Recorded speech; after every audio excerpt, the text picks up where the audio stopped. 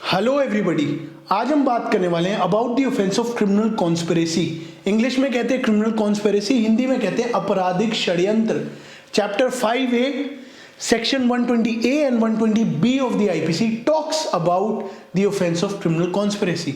Section 120A of the IPC defines the offence of criminal conspiracy, whereas 120B of the IPC provides for the punishment of criminal conspiracy. तो 120A define करता है criminal conspiracy को और 120B punishment provide करता है criminal conspiracy की। These provisions were introduced in the IPC by criminal law amendment act 1913। 1913 में ये प्रावधान आईपीसी में इंट्रोड्यूस किए गए। तो अगर आपको पता हो, आईपीसी जो कानून है वो पास हुआ था 1860 में। तो 1860 से 1913 तक क्या कोई कानून नहीं था या कोई सेक्शन, कोई प्रोविजन नहीं था जो पनिश करता था आपराधिक षड्यंत्र के अपराध को? था। Section 107 of the IPC deals with criminal conspiracy. So basically 107 deals with abetment by criminal conspiracy. तो सेक्शन 107 अगर आप देखोगे तो 3 तरीके अबेटमेंट हो सकती है जिनसे, उनमें से एक तरीका है criminal conspiracy का। So there are 3 ways in which abatement can be committed. One of the ways is the way of criminal conspiracy. तो वो एक तरीका है criminal conspiracy abatement करने का। अब how can it be possible कि एक ही अपराध के लिए 2 प्रोविजन एग्जिस्ट करते हो? ये बताएं आप, क्या रीजन है उसका? What is the difference between 107 subsection 2 of the IPC and 120A of the IPC? इसको हम वीडियो के एंड में जानेंगे। Make sure you watch the video till the end and कोशिश करूंगा आपके सारे डाउट्स क्लियर कर पाऊं। अब समझने वाले कॉन्स्पिरेसी का मतलब क्या है। कॉन्स्पिरेसी का मतलब आपराधिक षड्यंत्र। Section 120A of the IPC defines the offence of criminal conspiracy. अब स्टैट्यूटरी टेक्स्ट आपकी स्क्रीन पे आ रहा होगा, आप देख पाएंगे। Section 120A provides that when 2 और मोर पीपल, 2 या 2 से ज्यादा लोग जब एग्री करते हो, सिर्फ एग्रीमेंट हुआ है, ऑफेंस अभी हुआ नहीं है, सिर्फ एग्रीमेंट हो रही है कि हम ऐसा करेंगे। क्या एग्री करते हैं? कोई इलीगल एक्ट करने की। इलीगल एक्ट क्या? जैसे robbery, murder. Legal act by illegal means से, मतलब या तो इलीगल एक्ट के लिए एग्रीमेंट हुआ हो या legal act by illegal means. मतलब एक्ट जो है आपकी लीगल है but the means that you are employing are illegal. मतलब तरीका गलत है, जो काम कर रहे हो लीगल है बट तरीका गलत है। अब इसको एग्जांपल समझाता हूं। Suppose you want to obtain a driving licence. आप लाइसेंस लेना चाहते हो बट आपने एक दलाल को, एक टाउट को पैसे दिए कि भाई मेरा लाइसेंस बिना जाए, बिना टेस्ट दिए मेरा क्लियर हो जाए, मुझे लाइसेंस मिल जाए। So basically what are you doing? अब क्या कर रहे हो? आप ड्राइविंग लाइसेंस ऑब्टेन कर रहे हो, क्या है? लीगल एक्ट है, बट उसका तरीका क्या है? Illegal. You are bribing a public servant which is illegal. तो वो वैसे सिचुएशंस भी are punishable with in the offence of criminal conspiracy. तो ये है क्रिमिनल कॉन्स्पिरेसी का मतलब। Why is conspiracy punishable? Conspiracy को क्यों पनिश किया जाता है? आपने कहावत सुनी है हिंदी में, 1 से भले 2। ये कहावत तो सुनी होगी ना। देखो, जब भी कोई लार्ज स्केल क्राइम होता है ना, बहुत बड़े लेवल पर, विच मे सीम इम्पॉसिबल, जो कि बहुत मुश्किल लगे कमिट होना, but may be possible with the support and encouragement of the co conspirator. Because को कॉन्स्पिरेटर आपको सपोर्ट कर रहा है, वो पॉसिबल हो जाता है। लेट से आप किसी प्राइम मिनिस्टर को मारना चाहते हो, प्लान कर रहा है कोई, या लेट से किसी वीवीआईपी को मारने के लिए कोई प्लान कर रहा है, देन यू नीड फाइनेंसेस। आपको फाइनेंस चाहिए, आपको कोई एब्सकॉन्ड करने वाला चाहिए। इतना आसान नहीं है उनकी सिक्योरिटी को बाईपास करना, तो वो एक इंडिविजुअल नहीं कर सकता। But let's say there is a group, then your work may get simple, आसान हो जाएगा। इसीलिए क्रिमिनल कॉन्स्पिरेसी पनिशेबल है। अब हम ब्रेक डाउन करने वाले सेक्शन 128 के एसेंशियल एलिमेंट्स को। फर्स्ट एसेंशियल एलिमेंट है रिक्वायरमेंट ऑफ 2 और मोर पर्सन्स। मतलब मिनिमम 2 या 2 से अधिक व्यक्ति होने चाहिए if you want to punish somebody for the offence of criminal conspiracy. मतलब मिनिमम 2 होने चाहिए, 20 भी हो सकते हैं, 30 भी हो सकते हैं, बट मिनिमम 2 होने चाहिए, कम से कम 2। बट क्वेश्चन आता है can a single person be punished for the offence of criminal conspiracy? क्या अकेला व्यक्ति एक कॉन्स्पिरेसी के लिए पनिश हो सकता है?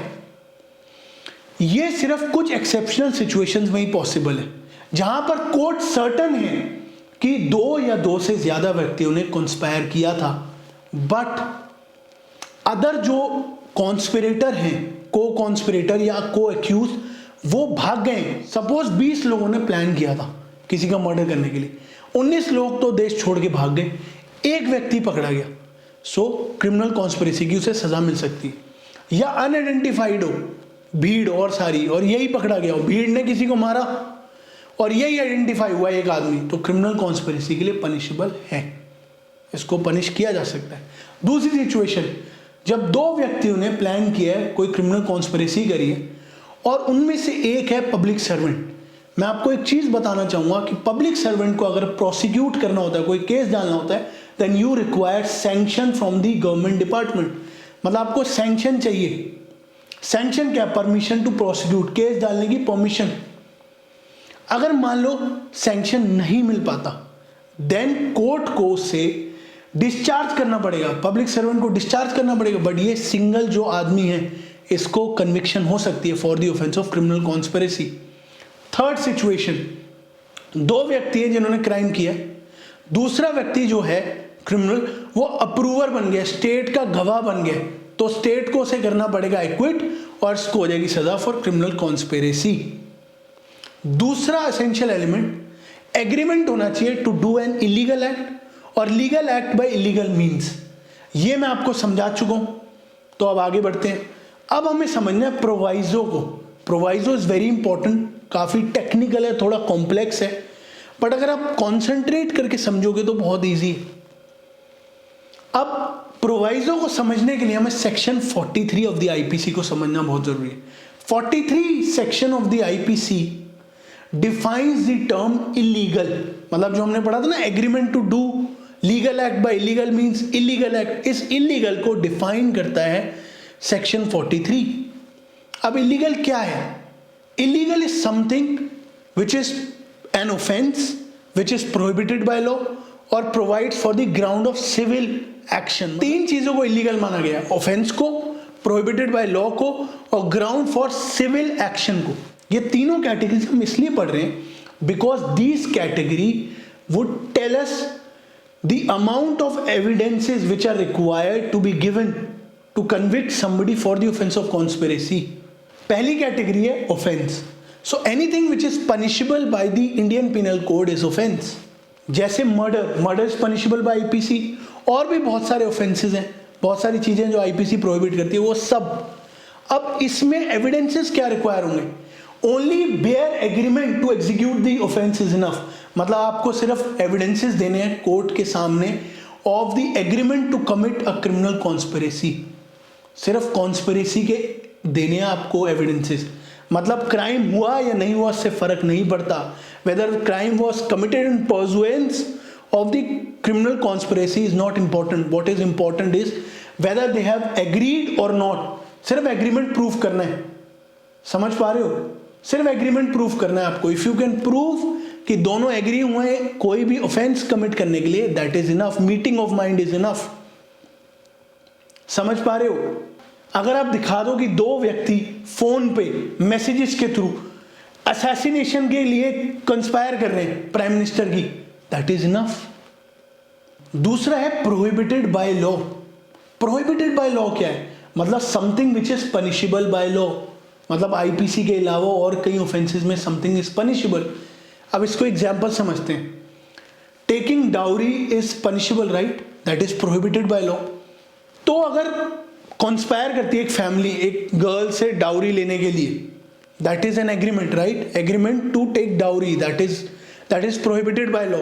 Dowry Prohibition Act punishes such activities. इन एक्टिविटीज को डाउरी प्रोहिबिशन एक्ट पनिश करती है ना। कंस्पायर किया किसी फैमिली ने डाउरी लेने के लिए from the girl's family, so किसी फैमिली ने कंस्पायर किया to take dowry from the girl's family, यहां पर agreement is not enough. So basically you have to prove that an act was done in pursuance, मतलब कोई act हुई है in execution of the conspiracy, मतलब conspiracy मतलब agreement to do something which is prohibited by law plus an overt act, मतलब something in execution of something, मतलब कुछ execution भी हुई है उस चीज की, वो एक्ट आपको दिखानी पड़ेगी, वो ओवर्ट एक्ट दिखानी पड़ेगी। वो क्या है? सपोज डिमांड कर लिया उन्होंने पैसे, so now that is enough evidences. So agreement plus आपको act in pursuance is equal to conviction. तो इन केसेस में आपको एक्ट भी प्रूफ करनी पड़ेगी प्लस एग्रीमेंट भी प्रूफ करना पड़ेगा। सिर्फ एग्रीमेंट इज नॉट इनफ, समझ पा रहे हो? या 5 लाख डाउरी मांगी, उसमें 2 लाख एक्सेप्ट कर ली उन्होंने, 3 लाख मांग रहे हो, तो taking a dowry of 2 lakhs is also an overt act, मतलब एग्रीमेंट के साथ कोई और एक्ट हुई है which makes it punishable. Overt act और एग्रीमेंट दोनों हो जाएंगे तभी पनिशमेंट होगी। तीसरी कैटेगरी है furnishes a ground for civil action. अब इसको एग्जाम्पल समझते हैं। सपोज बी और सी के बीच में कोई कॉन्ट्रैक्ट चल रहा है and A does not like C, तो बी के पास जाता है और कहता है बी तू जो कॉन्ट्रैक्ट है इसको ब्रीच कर दे और मेरे से 20 लाख रुपए ले ले, मैं तुझे 20 लाख रुपए दूंगा तो इसे ब्रीच कर दे। Now A and B have conspired together to breach the contract, ठीक है ना, षड्यंत्र किया ना, हम कॉन्ट्रैक्ट तोड़ देंगे इसका। हो सकता है उससे सी को नुकसान हो जो कि ए चाहता है कि हो। यहां पे 2 चीजें प्रूफ करनी, एग्रीमेंट जो कि ए और बी के बीच में था to breach the contract, secondly an overt act, और ओवर्ट एक्ट इसमें क्या होगी, जैसे ही उसने कॉन्ट्रैक्ट ब्रीच कर दिया that is N overt act. समझ पा रहे हो? ये था proviso of section 120A। I hope आपको समझ आया हो, अगर नहीं समझ आया तो कमेंट्स में जरूर मुझे बताना। अब हम बात करने वाले हैं कि एविडेंस कैसे मिलते हैं कॉन्स्पिरेसी के। कॉन्स्पिरेसी ना रेयरली पब्लिक प्लेसेस पे होती है, नॉर्मली सीक्रेसी में होती है, प्राइवेट रूम्स में होती है। So eye witnesses are rarely available, direct evidences तो मिलते ही नहीं है, ठीक है, but inferences can be drawn from circumstantial evidences. Circumstantial evidences कैसे? Conduct prior to the offence, conduct subsequent to the offence, मतलब ऑफेंस करने से पहले क्या कंडक्ट था को कॉन्स्पिरेटर का, बाद में क्या था, और what are the statements which are made by each of the co conspirator. So तीसरा है what are the statements which are made by each of the conspirator before the police. Police के सामने हर कॉन्स्पिरेटर ने क्या बातें बताई है। सो ये सब चीजों से प्रूव हो जाती है conspiracy. So this is how criminal conspiracy is proved. अब हम समझने वाले difference between abetment by conspiracy under section 107 subsection 2 of the IPC and criminal conspiracy given in section 120A of the IPC. इन दोनों के बीच का डिफरेंस जानने वाले हैं। तो मैं आपको पहले बता दूं, originally conspiracy was punishable under chapter 5 of the IPC, जो कि है अबेटमेंट का चैप्टर, बट 1913 में क्रिमिनल कॉन्स्पिरेसी का अलग चैप्टर बना दिया गया, चैप्टर 5A। पर दोनों के बीच में डिफरेंस क्या है? डिफरेंस ये है, सेक्शन 107 ऑफ द आईपीसी में if you wanted to convict somebody for the offence of criminal conspiracy, आपको 2 चीजें प्रूव करनी पड़ती थी, act plus agreement in pursuance. मतलब कोई ऑफेंस, कोई अपराध आईपीसी में वो करने जा रहा है कोई व्यक्ति और कॉन्स्पिरेसी कर रहा है। सपोज कोई कॉन्स्पिरेसी कर रहा है टू किल समबडी, अब आपको सिर्फ एग्रीमेंट ही नहीं प्रूव करना, एक्ट इन परजुएंस भी प्रूव करनी है, मतलब उस एग्रीमेंट को एग्जीक्यूट करने के लिए कोई एक्ट हुई है कि नहीं। सपोज कोई किसी को मारने की प्लानिंग कर रहा है, कॉन्स्पिरेसी कर रहा है, और उसके घर पे आपको वेपन्स मिलते हैं बहुत सारे, देन ये एविडेंस काफी है 107 में कन्विक्शन करने के लिए किसी को भी for the offence of criminal conspiracy. Under section 120A of the IPC meeting of mind is enough, मतलब सिर्फ एग्रीमेंट हुआ है to conspire for an offence is enough. मतलब अगर आपने कोई मैसेजेस शेयर किए हैं, लेटर शेयर किए हैं, या एग्रीमेंट हुआ है लोगों के बीच में कि हम एक ऑफेंस करने वाले हैं, दैट इज इनफ, उसमें आपको सजा मिल सकती है for the offence of criminal conspiracy. Chapter 5A क्या कर रहा है? चैप्टर 5A इजी बना रहा है इन्वेस्टिगेटिव एजेंसीज के लिए to prove the offence of criminal conspiracy under section 120A। कैसे? अब सिर्फ इन्वेस्टिगेटिंग एजेंसी को, जांच एजेंसियों को, पुलिस को सिर्फ यही बताना है कि एग्रीमेंट हुआ था to commit an offence. Offence हुआ हो ना हुआ उससे फर्क नहीं पड़ता, ये था difference between section 107 subsection 2 of the IPC and 120A of the IPC. अब हम जानने वाले लैंडमार्क केस को। बहुत कॉम्प्रिहेंसिव जजमेंट है, काफ़ी कुछ कवर करती है on the subject of criminal conspiracy. Case का नाम है state of Tamil Nadu versus Nalini 1999 supreme court. So this case relates to the conspiracy of assassination of our former prime minister Mr. Rajiv Gandhi. Basically उनका assassination हुआ था बाय अ ह्यूमन बॉम्ब। 26 लोगों को trial पे रखा गया था। कुछ लोग को कॉन्स्पिरेटर भाग गए थे देश छोड़ के, कुछ मर गए, बट 26 लोगों पे ट्रायल हुआ। इस केस की कुछ इंपॉर्टेंट गाइडलाइंस बताता हूँ। Number 1, agreement to commit an offence is enough. So for convicting somebody for the offence of criminal conspiracy agreement काफ़ी है। ऑफेंस हुआ हो या ना हुआ उससे फर्क नहीं पड़ता। गाइडलाइन नंबर 2, अगर आपका ऑब्जेक्टिव पूरा हो जाता है क्रिमिनल कॉन्स्पिरेसी का, जैसे किसी को मारना था और आपने मार दिया, एंड आप किसी रिलेटिव के घर चले जाते हो और उस रिलेटिव को पता नहीं कि आपने ऐसा कोई ऑफेंस किया या आपने कोई कॉन्स्पिरेसी की थी, then he cannot be a party to the conspiracy. अब वो रिलेटिव कॉन्स्पिरेसी का पार्ट नहीं हो सकता। ये थी सेकेंड गाइडलाइन। गाइडलाइन नंबर 3, जरूरी नहीं है हर को कॉन्स्पिरेटर एक दूसरे को जाने। मान लो 100-200 कॉन्स्पिरेटर हों तो एक दूसरे को जाने या हर एक डिटेल पता हो उनको। हो सकता है डिफरेंट पार्ट ऑफ इंडिया में ऑपरेट कर रहे हो, मिले भी ना हो। Guideline number 4, evidence can be inferred from the circumstantial evidences, because conspiracy जो है वो प्राइवेट प्लेस पे होती है, पब्लिक प्लेस पे नहीं होती। तो ये था लैंडमार्क केस। इसकी कुछ इंपॉर्टेंट गाइडलाइंस हैं जो मैंने आपको बता दी। अब हम बात करने वाले हैं punishment for the offence of criminal conspiracy. For that we have to look at section 120B of the IPC. देखो कॉन्स्पिरेसी की क्या सजा है वो पता लगता है, कौन से ऑफेंस की कॉन्स्पिरेसी की है और उसकी सजा क्या है। सपोज आपने कॉन्स्पिरेसी की है टू मर्डर समबडी, तो मर्डर की क्या सजा है उससे पता लगेगा कॉन्स्पिरेसी की क्या सजा मिलेगी। इसके लिए हम देखते हैं सेक्शन 120B को। उसमें हम सबसे पहले देखेंगे सबसेक्शन 2 को। सबसेक्शन 2 क्या कह रहा है? कह रहा है अगर आपने कॉन्स्पिरेसी की है उस ऑफेंस की जिसकी सजा लेस देन 2 इयर्स है, 2 साल से कम है, उस ऑफेंस की आपने कॉन्स्पिरेसी की है, तो आपको जज 6 महीने से ज्यादा सजा या फाइन या दोनों दे सकता है। सपोज आपने कॉन्स्पिरेसी की है किसी को 4 दीवारी में बंद करने की, रॉन्गफुली कन्फाइन करने की, तो रॉन्गफुल कन्फाइनमेंट की सजा है 1 ईयर, मतलब लेस देन 2 इयर्स है, तो सबसेक्शन 2 अप्लाई हो जाएगा ना।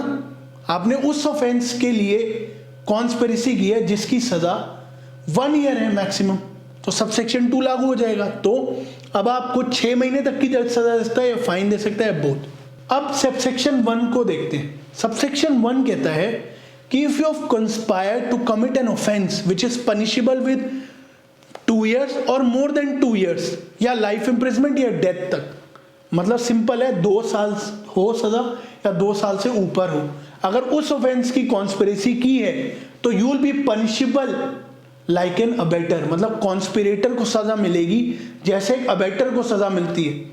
अब अबेटमेंट की पनिशमेंट चैप्टर 5 में है। तो अगर हमें किसी ने मर्डर की कॉन्स्पिरेसी की है सपोज, तो उसकी पनिशमेंट क्या है? Life imprisonment, death penalty. तो सबसेक्शन 1 अप्लाई होगा 120B का। तो जब वो अप्लाई होगा तो हमें देखना होगा चैप्टर 5 में क्या सजा होती है। अगर आप जानना चाहते हैं कि अबेटमेंट की क्या पनिशमेंट मिलती है तो आपको वेट करना होगा अबेटमेंट के लेक्चर की, जब मैं यहाँ पे डालूंगा। वैसे हमने आईपीसी की पूरी प्लेलिस्ट बना रखी है, आप वो जाके ज़रूर देख सकते हो। उसमें बहुत सारे लेक्चर्स हैं आईपीसी के, ये भी उस प्लेलिस्ट में ऐड हो जाएगा और आने वाले टाइम में अबेटमेंट भी ऐड हो जाएगा। I hope you like the video. और बहुत मेहनत लगती है वीडियो को बनाने में। अगर आपको ये वीडियो अच्छी लगी तो मुझे कमेंट करके ज़रूर बताना। Thank you and see you again.